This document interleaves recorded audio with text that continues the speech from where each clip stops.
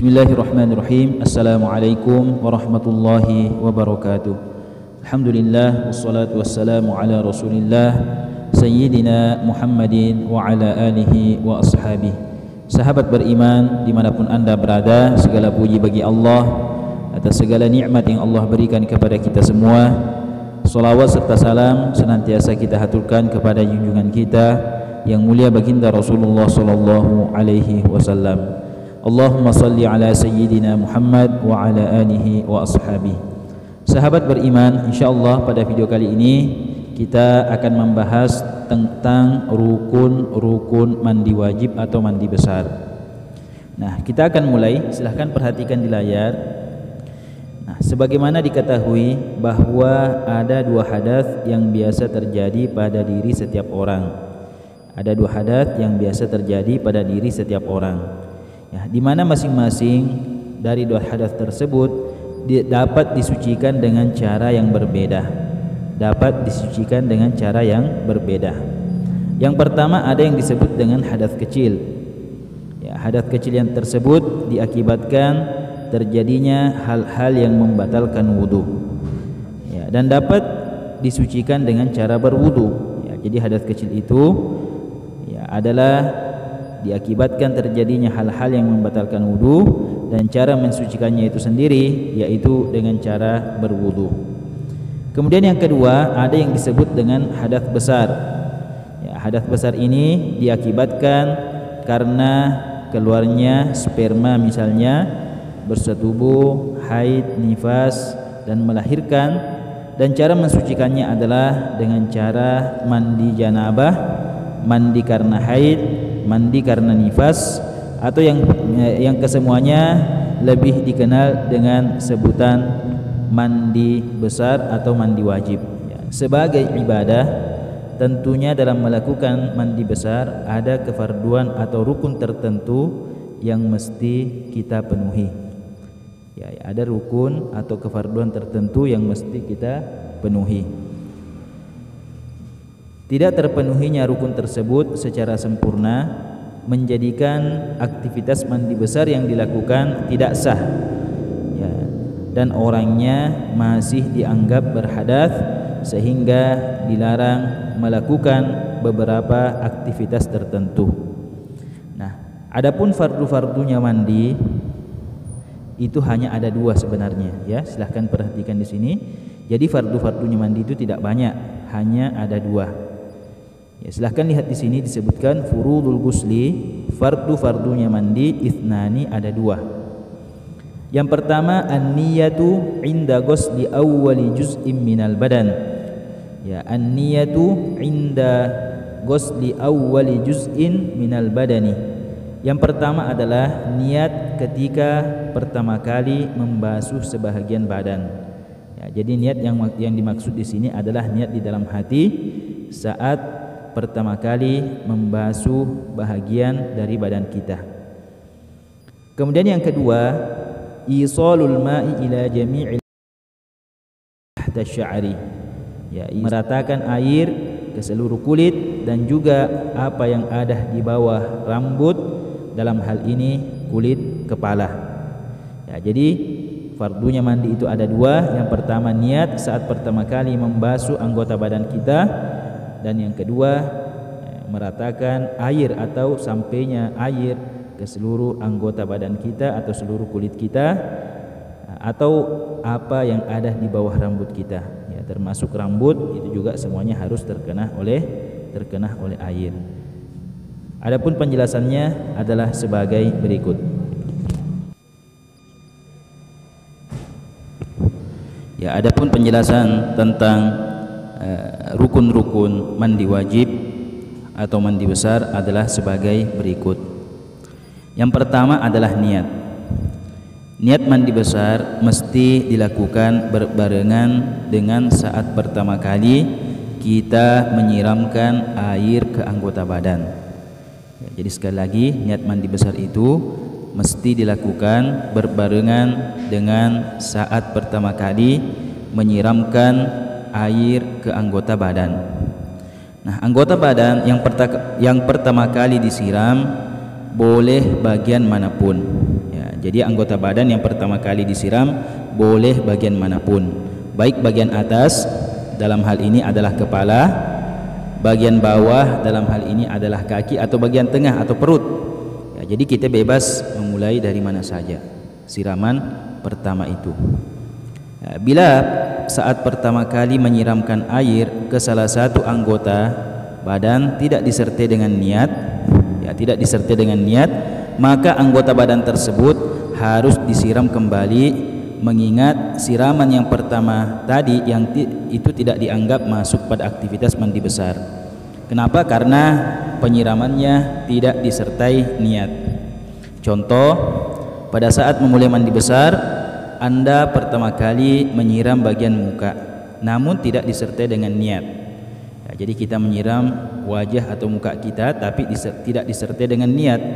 Setelah itu Anda menyiram bagian dada dengan disertai niat. Ya, dalam hal ini muka yang telah basah dengan siraman yang pertama tadi dianggap belum disiram karena penyiramannya tidak dianggap termasuk dalam aktivitas mandi besar sebab disiram tanpa adanya niat. Ya, karena wajah tadi disiram tanpa ada niat. Oleh karenanya bagian muka mesti disiram kembali. Penyiraman kembali ini sudah merupakan siraman yang masuk pada aktivitas mandi besar, mengingat dilakukan setelah penyiraman di bagian dada, yang mana di bagian dada tadi sudah dibarengi dengan niat untuk melaksanakan mandi besar atau mandi wajib. Nah, lalu apa yang mesti diniatkan dalam melakukan mandi besar? Dalam mandi besar, bila yang melakukannya adalah orang yang junub atau mandi karena keluarnya sperma atau bersetubuh, maka ia berniat mandi untuk menghilangkan junub. Ya, adapun lafaz niatnya adalah nawaitul ghusla li raf'il janabah. Ya, nawaitul ghusla li raf'il janabah, yang artinya saya berniat mandi untuk menghilangkan junub. Saya berniat mandi untuk menghilangkan junub. Sedangkan bagi perempuan yang haid atau nifas, ia berniat mandi untuk menghilangkan haid atau nifasnya. Ya, adapun lafaz niatnya adalah nawaitul ghusla li raf'il haid. Ini bagi wanita yang haid. Nawaitul ghusla li raf'il haid. Saya berniat mandi untuk menghilangkan atau mengangkat haid. Ya, sedangkan untuk wanita yang nifas, lafaz niatnya adalah nawaitul ghusla li raf'in nifasih. Nawaitul ghusla, langsung ke sini, li raf'in nifasih. Saya berniat mandi untuk menghilangkan nifas. Ya, jadi itu untuk wanita yang nifas. Atau baik orang yang junub atau haid maupun nifas bisa berniat dengan kalimat sebagai berikut. Nawaitul ghusla li raf'il hadatsil asghari. Ya, ini juga boleh berniat dengan lafaz niat seperti ini. Nawaitul ghusla li raf'il hadatsil akbari. Saya berniat mandi untuk menghilangkan hadas besar. Nah, adapun niat yang merupakan rukun mandi itu adalah niat di dalam hati yang berbarengan saat pertama kali kita membasuh anggota badan kita. Ya, jadi niat yang wajib itu yang merupakan rukun mandi besar atau mandi wajib adalah niat di dalam hati. Adapun melafazkan niat itu hanya merupakan anjuran, hanya merupakan sunnah. Jadi itu penjelasan tentang rukun mandi yang pertama, yakni niat. Sekarang kita pindah kepada penjelasan rukun mandi yang kedua. Ya, jadi rukun mandi yang kedua tadi adalah meratakan air ke bagian luar seluruh anggota badan. Meratakan air ke bagian luar seluruh anggota badan. Catatannya adalah bila ada sedikit saja bagian tubuh yang belum terkena oleh air, maka mandi yang dilakukan belum dianggap sah. Ya, bila ada sedikit bagian tubuh yang belum terkena air saat kita mandi wajib, maka mandi yang dilakukan atau yang kita lakukan belum dianggap sah, dan orang tersebut masih dianggap dalam keadaan berhadas sehingga dilarang melakukan pekerjaan-pekerjaan yang tidak boleh dilakukan oleh orang yang berhadas besar, seperti solat, tawaf, membaca Al-Quran, menyentuh Al-Quran, dan membawa Al-Quran, dan lain sebagainya. Ya, jadi kita harus meratakan air ke seluruh anggota badan kita. Ya. Maka dari itu, ini ada peringatan dalam melakukan aktivitas mandi besar, perlu kehati-hatian agar jangan sampai ada bagian dari tubuh kita yang tertinggal yang belum terkena oleh air saat kita mandi. Ya, seperti lipatan-lipatan badan yang biasa ada pada orang yang gemuk. Ya, biasanya orang yang gemuk itu ada lipatan-lipatan badan, lipatan-lipatan lemak mungkin ya. Ya, atau lipatan-lipatan kulit yang berada, atau ya, yang perlu kita perhatikan adalah kulit yang berada di bawah kuku yang panjang. Ya, kulit yang berada di bawah kuku yang panjang. Ya, dan membersihkan kotoran yang ada di dalamnya. Maksudnya yang ada di dalam kuku. Ya, itu dikhawatirkan jangan sampai itu menghalangi air sampai kepada anggota atau kulit yang ada di bawah kuku yang panjang tersebut. Kemudian yang perlu diperhatikan adalah bagian belakang telinga. Bagian belakang telinga dan bagian depannya yang berlekuk-lekuk itu. Ya, itu juga daerah yang biasa tidak terkena oleh air. Kemudian selanjutnya yang perlu diperhatikan adalah selangkangan kedua paha. Ya, selangkangan kedua paha. Ya, itu perlu juga diperhatikan saat kita mandi. Ya, di sela-sela ya, selangkangan antara kedua paha kita itu. Kemudian selanjutnya yang perlu diperhatikan adalah sela-sela antara dua pantat yang saling menempel. Ya, mohon maaf, sela-sela antara dua pantat yang saling menempel. Itu juga perlu disela-sela saat kita mandi. Ya, kemudian kulit dada yang berada di bawah payudara yang tergantung. Ya, ini bagi perempuan, kulit dada yang berada di bawah payudara yang menggantung. Ya, itu juga perlu diperhatikan. Dan kulit kepala yang berada di bawah rambut yang tebal. Ya, kulit kepala yang berada di bawah rambut yang tebal itu juga mesti diperhatikan saat kita mandi besar atau mandi wajib, karena ini adalah daerah yang rawan tidak terkena oleh air atau tidak sampainya air saat kita melakukan aktivitas mandi besar atau mandi wajib.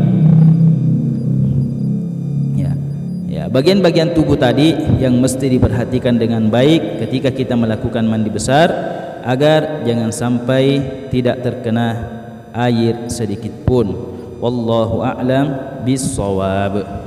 Ya, jadi sahabat beriman, itu adalah penjelasan tentang rukun-rukun mandi besar atau hal-hal yang harus kita lakukan saat melakukan aktivitas mandi wajib atau mandi besar. Semoga apa yang kami hadirkan pada video kali ini bermanfaat bagi teman-teman, khususnya yang pemula.